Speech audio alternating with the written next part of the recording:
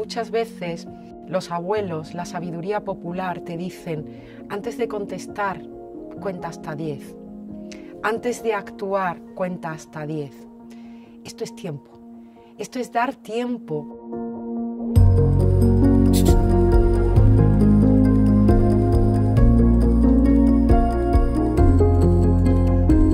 La relación entre personas depende de la sintonía emocional.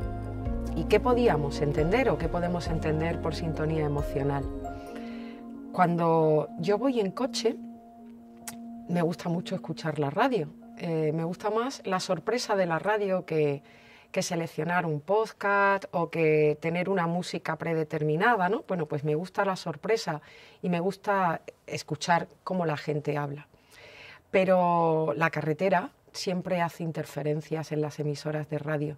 Hay momentos en los que te gustaría terminar de escuchar algo que están diciendo y justo en ese momento se corta.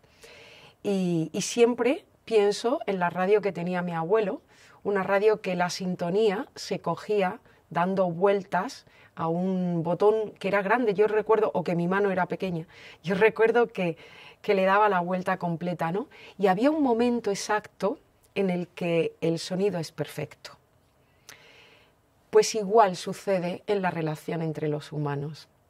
Para que el sonido sea perfecto entre tú y yo, para que realmente exista una conexión, tenemos que sintonizar.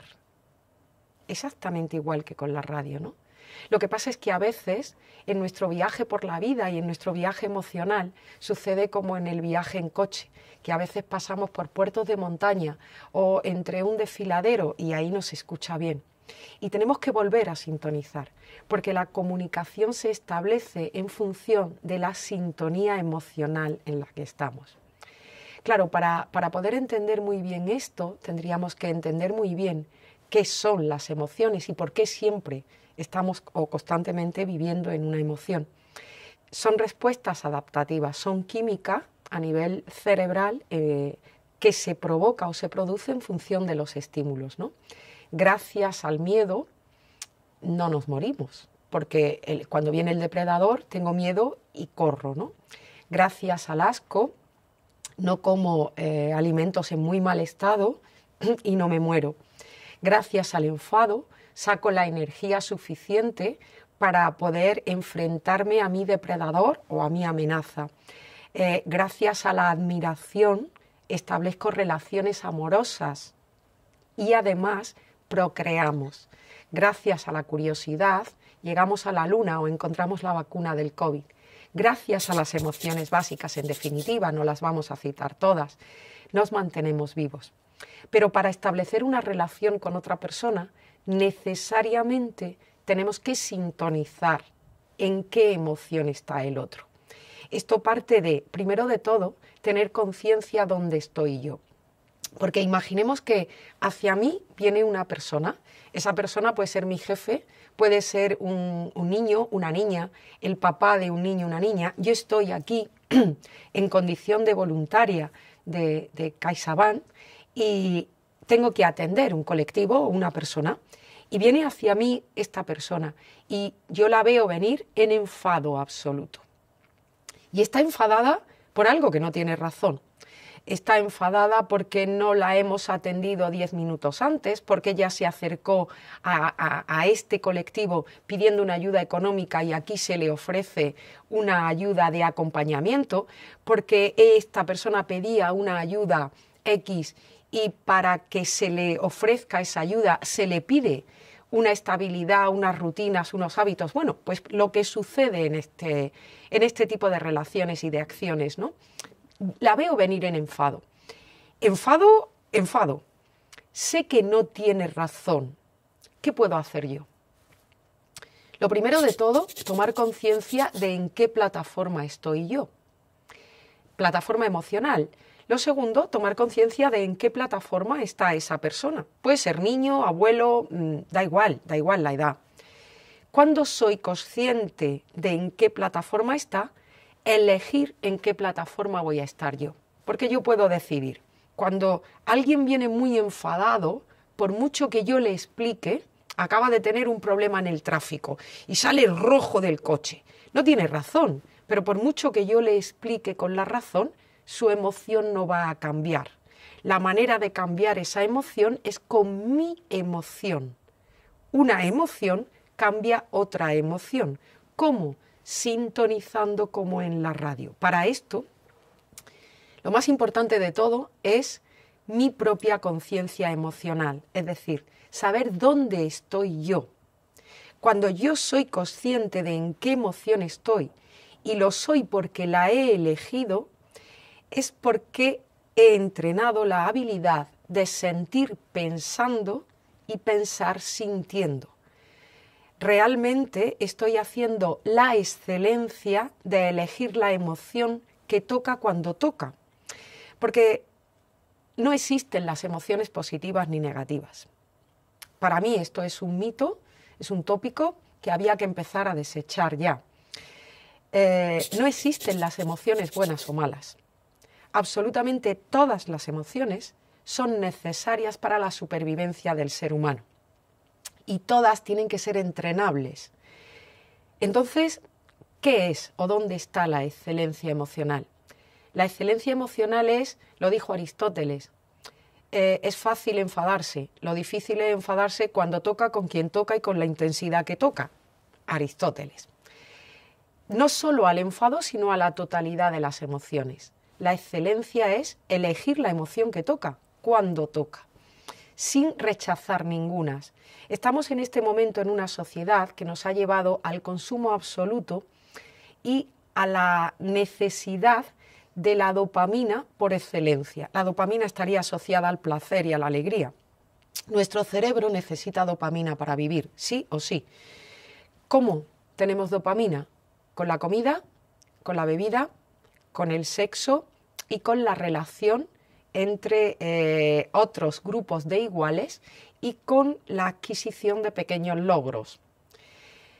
Bueno, si tenemos en cuenta estas cinco necesidades básicas, recogemos estos chutes dopaminérgicos, por decirlo de alguna manera, pero hay que tener en cuenta que la dopamina es adictiva y que la sociedad se ha encargado de que nos convirtamos en adictos a las compras, a la comida, a la bebida, al consumo, a otras muchas sustancias que son chutes dopaminérgicos extrínsecos.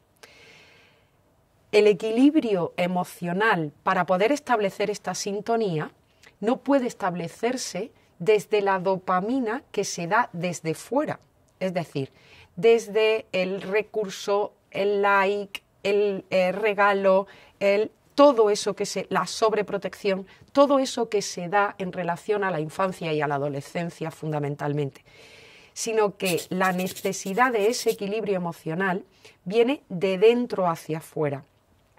Yo no puedo pretender que niños y adolescentes estén todo el tiempo alegres y contentos, serían psicópatas. Yo quiero que un adolescente tenga miedo.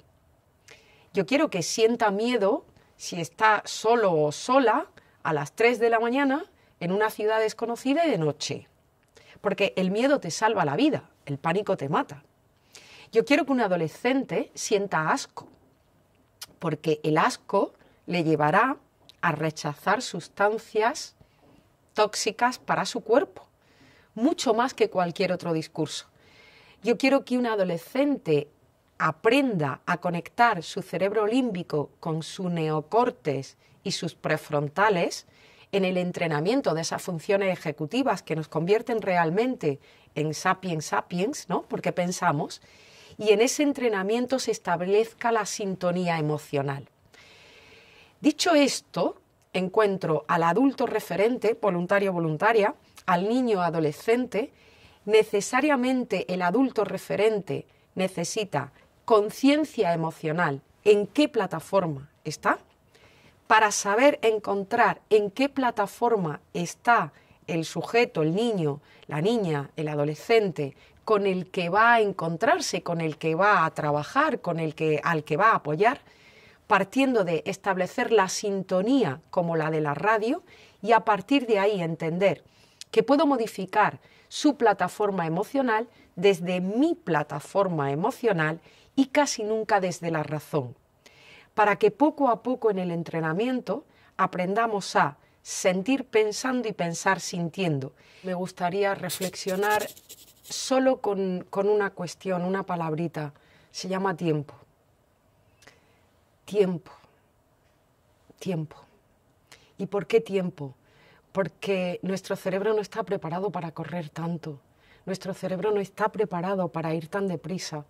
Como dice David Bueno, tenemos un cerebro paleolítico que está preparado para salir a cazar, a recolectar por caminos diferentes y poco más que es mucho, ¿no?